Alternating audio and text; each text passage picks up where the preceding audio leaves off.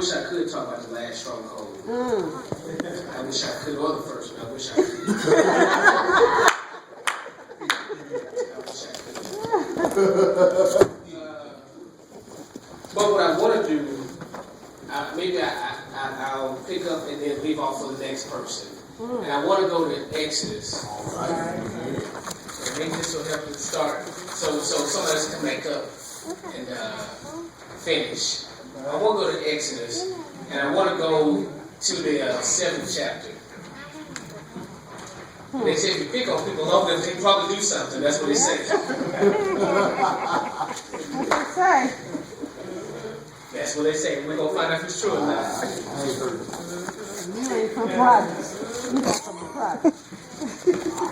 And I want to go to verse 16. I want to go to verse 16. For the sake of time, let me go to verse 16.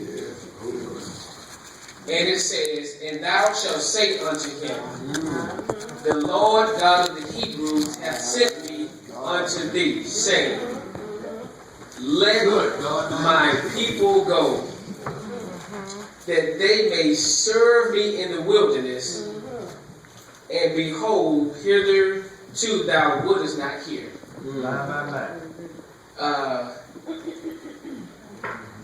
For a topic I want to use, it's going to cost you something. It's going to cost you. Yeah, hold that, man. I want somebody, it's going to cost you something. All right. That's right.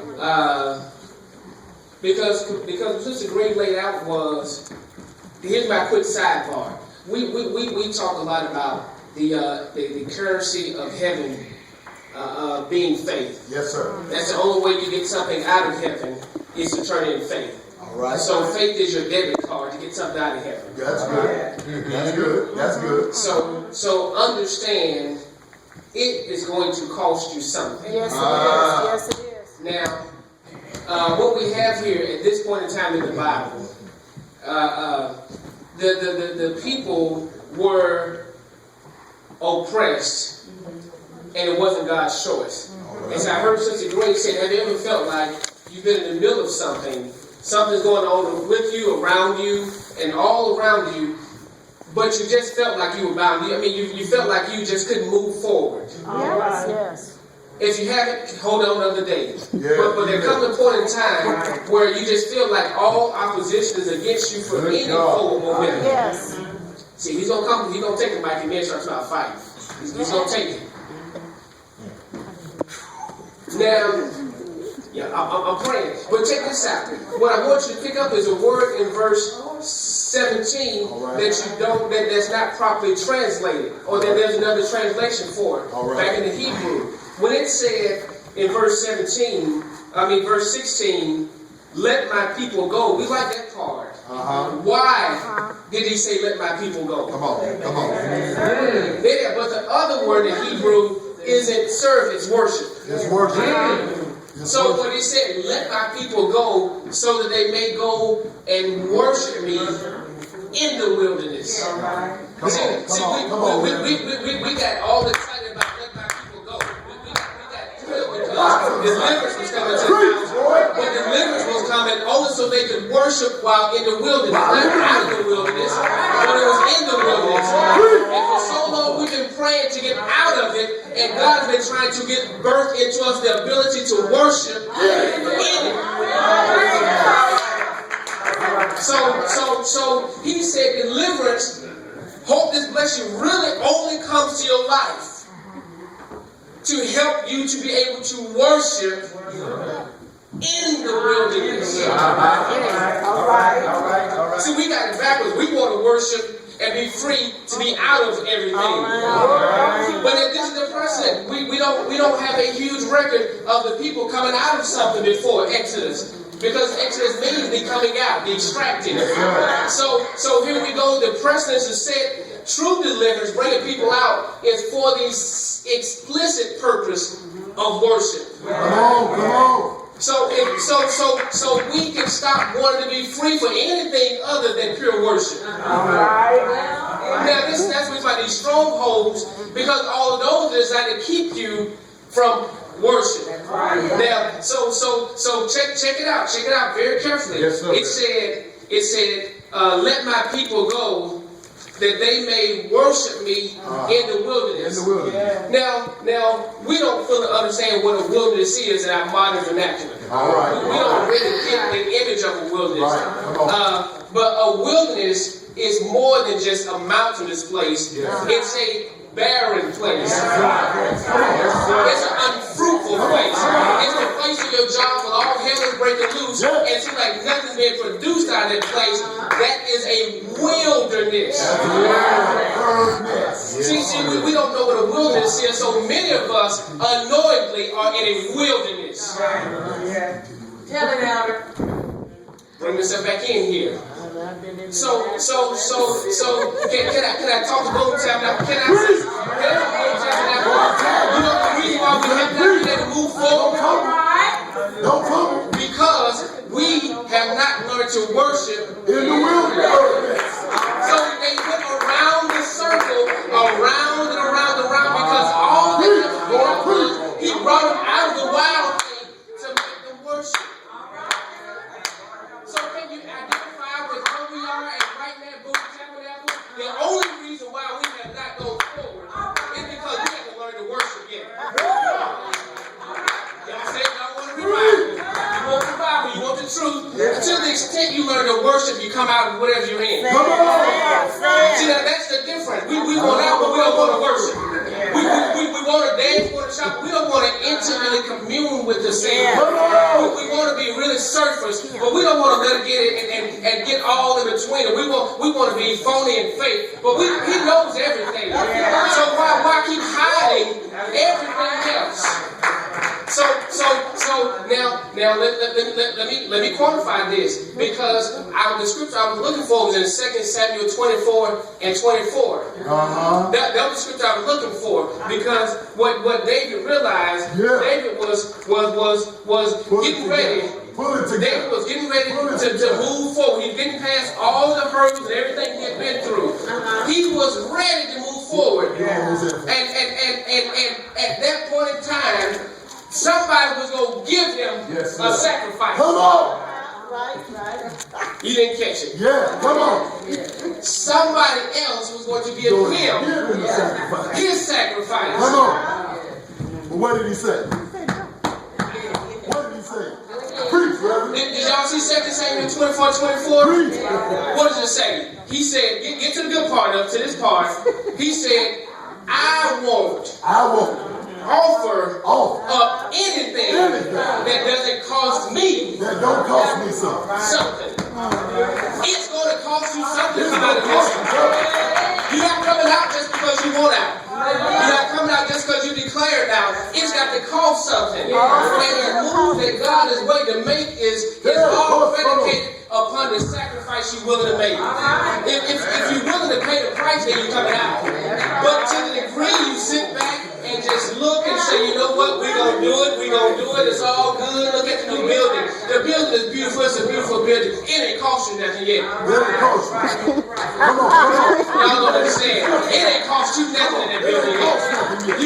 You ain't labored over it, you ain't lost no tears over it, you ain't sweated over it, you ain't sacrificed nothing, but you want to move into a new building, and it hasn't cost you. Come on, in order to get to this next level, it has to cost something. There's a price that you got to pay. Now, the question is, are you willing to let somebody else pay the price for you? If so, by definition, they get the deliverance. Because whatever price you pay for your deliverance. So understand the whole principle here. Let me see, it's 8:18. Understand the whole principle here. They said, God said, He told Moses, go back. I heard you cry, my people. Boom, been praying for a long time. I've heard you cry, my people. Things gonna change. It's on the way. Change the way. We heard it. We're hearing it. It's on the way. It's on the way. You wouldn't look at neighbor and say it's on the way till it's gonna pass us by. It's on the way. And God sent somebody back to say, you know what? I want my people to be free. It's not that I haven't heard them. So my first thing is, He heard their cry. Can you imagine for 300-400 years praying the same prayer? Can you imagine? We lose heart and faith after a couple of weeks that we don't see what we want. Can you imagine 300 or 400 years praying the same thing, oppressed with the same thing? Y'all don't get it. We pray about a marriage that lasts 30 days. Can you imagine living in a situation 400 years? Come on, I mean, put it. Being broke 400 years. Can you imagine what would be the mindset if you live with the struggle you live with now for 400 years? The thing that's oppressing you day and night, the thing that's got you up in the middle of the night, could you tolerate it for 400 years? 400 years of the same thing, afflicting them in and out. As a matter of fact, like Sister Green said, every time they made progress, he afflicted them more. He said, oh, they're getting better, they're getting bigger, they're getting stronger. All right, well, they're going to make more bread and we're going to take stuff from them. We're going to make them work harder and still not be free. Now, I'm going to tell you, that's organized religion. I can't go there because organized religion will make you work so hard, you will be working left and right and never get free. Because the only thing that produces real freedom is worship.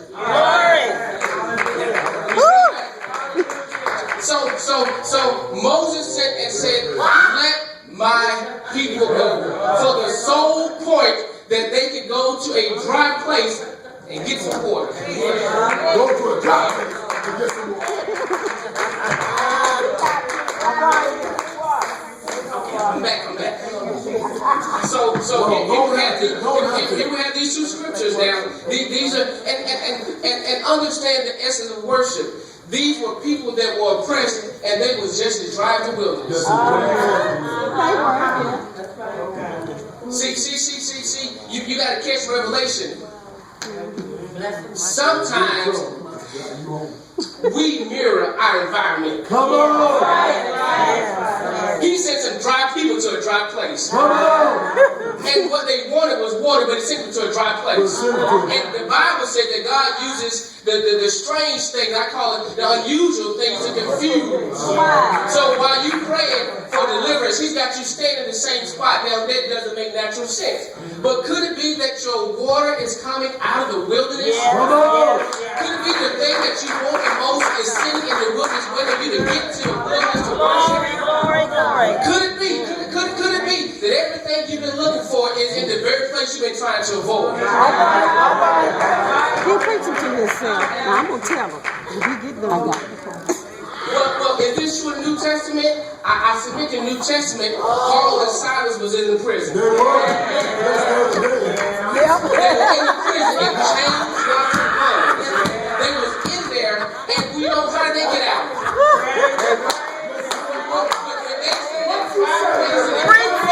The driest place known inside the prison at midnight, Paul and Silas said, you know what? The only way we coming out of this place, we don't have to worship out there. So I'm going to tell you, you can do all you want to do right now, but until you go ahead and bow yourself and get in the right posture and begin to worship God, that's when the change is coming. It ain't coming no other time. I don't care what nobody tell you until you get to the posture of worship. I wish I could do this justice, but until you ready to submit yourself, until you ready to bow in your spirit, until you ready to be broken, until you ready to let the oil flow out of you, because the oil is in you. Come on, understand the anointing. It's in you. You're looking for the anointing, but the oil is in you. But you go to the wilderness to let it flow out of you. So if the very thing you need is already in you, but it's in worship, then it produces what you need. See, I got about 2 more minutes. So understand, what I came to tell you tonight was, it's time to worship. You're not going to have revival unless you worship. I don't care how much you lift your hands up, how much you want to laugh, until you bow down in your spirit and get humble and low before the Lord, ain't no deliverance coming through. So now my challenge to you tonight is anybody really ready to worship? When you want to be delivered, you don't got to tell people. They just worship. You don't have to play the music. You don't need a musician. You don't need a CD. You just know that people want to be free. They're tired of what they got. that there's a promise in front of them. They know that the past is behind them, and the only thing that's between the two is worship. So is there anybody who's really worried to say, you know what, God, I've done my way long enough. I've been around this mountain a long time. I've been going through a long time. It ain't been 400 years, but it's been 40 days. All right. And no matter what it's been, I'm at a point where I'm finally ready to worship. Now, you know what? The only thing that we can really do at this point in time, for the sake of time, if you really want to be free, I would have to tell you to worship.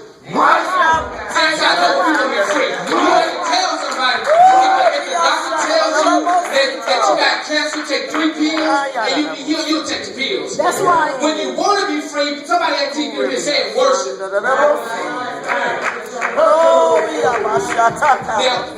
let me come on through strong so we can correct the whole house.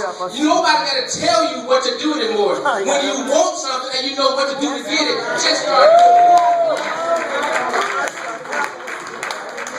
Come on, this is how we begin revival. This is how we really started fire. This is how the flame of God is fanned through the sanctuary and through the saints with a genuine hunger and really lift their hands and bow themselves in the spirit and begin to worship God. Is there anybody that really wants to worship? It must not be. I don't even hear the sound of worship. But when you want to worship, you don't need me to say it's time to worship. You don't even want to call to worship. Worship was worship.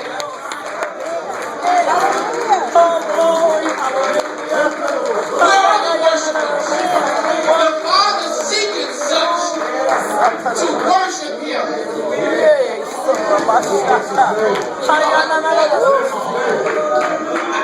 I would like to push you over the cliff, but I'm not pushing tonight. Either you're going or you're not going. This is revival. Come on, we ain't got no line. Either you're going to open your mouth and worship Him, or you're going to sit there and deal with it for another set of years. I'm telling you tonight that the deliverance is coming to the whole Bible is breaking down. But you better open your mouth and worship Him. You need to open your mouth and forget about everything that's going on with you around you. Everybody's dealing with oppression. Come on, the enemy says to me, you got this open back to you. It's about worship. Come on, guys. Somebody's got to open their mouth. It's got to cost you. How bad do you want it? See, this is what I know when it's time to stop. Come on, when people revival.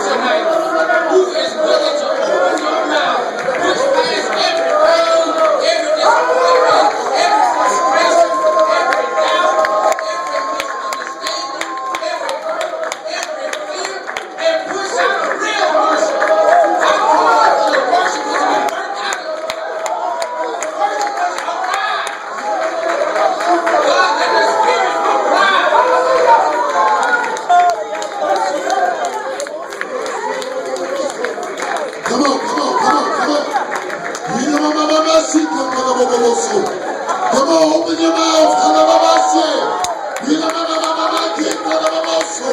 All the worshipper needs is an opportunity. Come on and open